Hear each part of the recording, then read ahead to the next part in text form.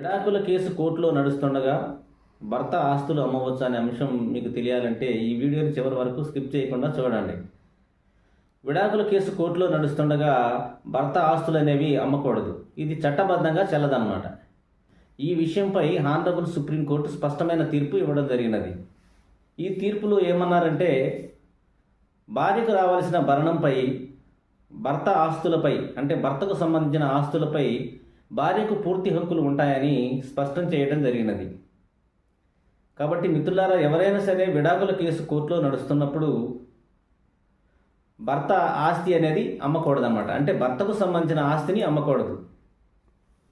భర్త నేను భరణం ఇవ్వలేను, నా దగ్గర చిల్లి గవ్వ కూడా లేదు, ₹1 కూడా లేదని చెప్పి చేతులు పైకెత్తినా సరే తప్పనిసరిగా అతని యొక్క ఆస్తులను వేలం వేసి మరీ భార్యకు భరణం అనేది ఇప్పిస్తుందన్నమాట. కాబట్టి మిత్రులారా, మీ యొక్క హక్కులు మీరు తెలుసుకోండి. ఇలాంటి లీగల్ విషయాల కోసం నన్ను ఫాలో అవ్వండి. జై హింద్.